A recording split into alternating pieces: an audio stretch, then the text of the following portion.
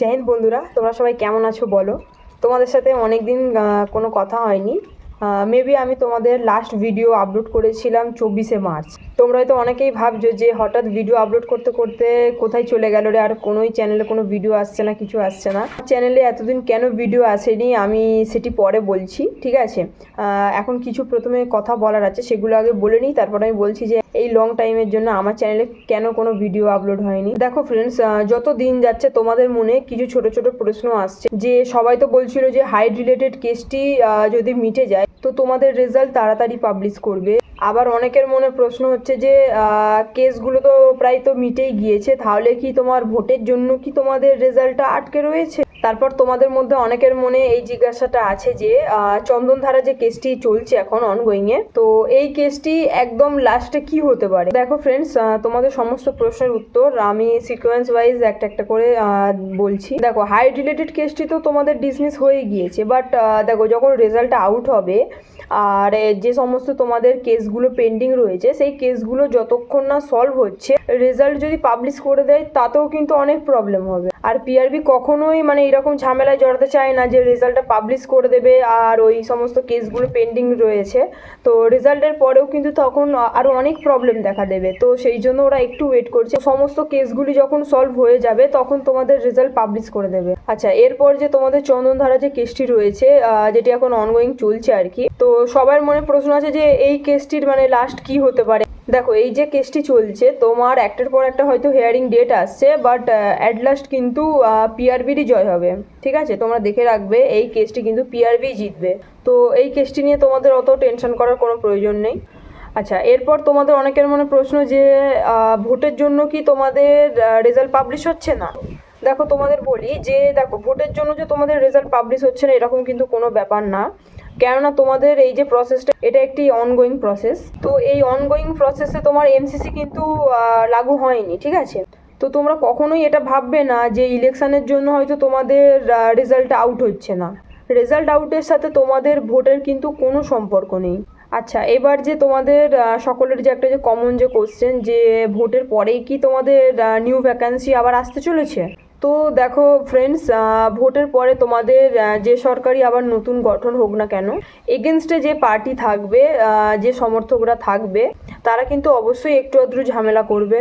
তো এরপর তোমাদের সবার মনে যে একটা কমন যে একটা কোয়েশ্চেন আছে, যে ভোটের পরেই কি আবার কি নতুন ভ্যাকান্সি রিলিজ হবে। তো ভোটের পরে তোমাদের এই সমস্ত কিছু প্রবলেম সম্পূর্ণভাবে সলভ হয়ে যাওয়ার পরে যখন তোমাদের এমসিসি যখন উঠে যাবে, তো তখন কিন্তু তোমাদের নতুন ভ্যাকান্সি আবার আসবে। তো ফ্রেন্ডস, তোমাদেরকে আগেও বলেছি যে এই রিক্রুটমেন্টের ডেলি আপডেটের দিকে না তাকিয়ে তোমরা কিন্তু নিজেদের স্টাডিটাকে কন্টিনিউ রাখো, ঠিক আছে। নতুন যে আবার ভ্যাকান্সি আছে তোমরা আবার তাহলে তাতে অ্যাপ্লাই করতে পারবে। দেখো, নতুন তো ভ্যাকান্সি আসবে, ঠিক আছে, তোমরা তোমাদের নিজেদের পড়াশোনাটাকে কন্টিনিউ করো, যাতে এইবারে যদিও কোনো কারণে তোমাদের নাম না ওঠে ফাইনাল মেরিট লিস্টে, তো নেক্সট বার যেন না কোনো ভুল হয়, ঠিক আছে, নেক্সট বার যেন তোমরা সিলেক্ট হয়েই যাও। তো ফ্রেন্ডস, ছোট ছোট যে সমস্ত কথাগুলো বলার ছিল সেগুলো আমি বললাম। তো এবার শোনো যে আমার চ্যানেলে কেন এই এতদিন হয়ে গেল কোনো আমি ভিডিও আপলোড করিনি।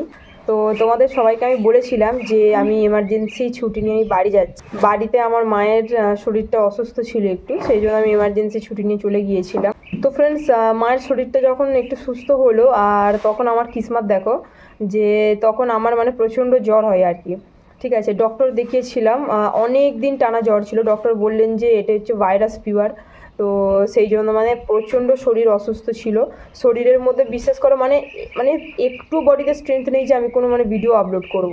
মানে সমস্ত কিছু আপডেট পাচ্ছি। তোমাদের হাইট রিলেটেড যে কেসটি ছিল সেটি ডিসমিস হলো, তোমাদের চন্দনধারা রিলেটেড কেসে তোমার হেয়ারিং হলো, হেয়ারিংয়ের ডেটে তোমার আদালতে কি আলোচনা হলো, তারপর তোমার নেক্সট হেয়ারিং ডেট তোমার কবে পড়লো, তোমার কত নম্বর কজ লিস্টে কেসটি রয়েছে, সমস্ত কিছু আপডেটই আসছে। বাট বিশেষ করো বডিতে একদম স্ট্রেংথ নেই যে আমি কোনো ভিডিও আপলোড করব। তো ফ্রেন্ডস, এতদিন টাইম টু টাইম তোমাদের কাছে যে কোনো আপডেট আমি দিতে পারিনি, তার জন্য সত্যি আমি সবার কাছে তোমাদের ক্ষমা চাইছি, ঠিক আছে। মানে বিশ্বাস করো তোমাদের সবাইকে মানে so so so so sorry. তোমরা জানো যে এখন ইলেকশন ডিউটি, ঠিক আছে, আমাদের অনেক কোম্পানি এখন বাইরে ডিপ্লয় হয়ে গিয়েছে। তো বর্ডারে এখন বলতে পারো যে ভীষণই প্রেশার রয়েছে। বাট কোনো ব্যাপার না, আমি আগের থেকে এখন যথেষ্ট সুস্থ রয়েছি। এখন ডিউটির প্রেশার থাকলেও আমি টাইম টু টাইম তোমাদের কাছে সমস্ত আপডেট আমি প্রোভাইড করব এই চ্যানেলে। বিশ্বাস করো যে আর কোনো আপডেট মিস হবে না তোমাদেরকে দেওয়ার জন্য। আমি আবারও তোমাদের কাছে ক্ষমা চাইছি সিরিয়াসলি, যে মানে আমি তোমাদের টাইম টু টাইম তোমাদের আপডেট দিতে পারিনি। বাট এখন থেকে টাইমলি তোমাদের কাছে সমস্ত আপডেটেড ভিডিও আমি প্রোভাইড করব। দেখো, আপডেটেড ভিডিও আমি প্রোভাইড করব মিনস এটা না কিন্তু যে ধরো পার ডে আমাকে কোনো ভিডিও আপলোড করতেই হবে আমার চ্যানেলে, এইরকম কোনো ইন্টেনশন আছে আমার।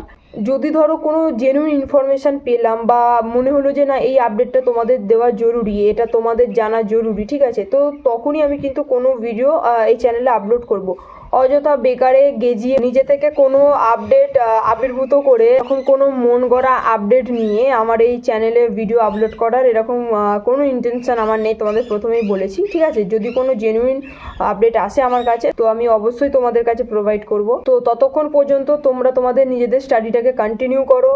তোমরা ভালো থেকো, সুস্থ থেকো। দেখা হচ্ছে তোমাদের সাথে পরের ভিডিওতে। জয় হিন্দ, জয় ভারত।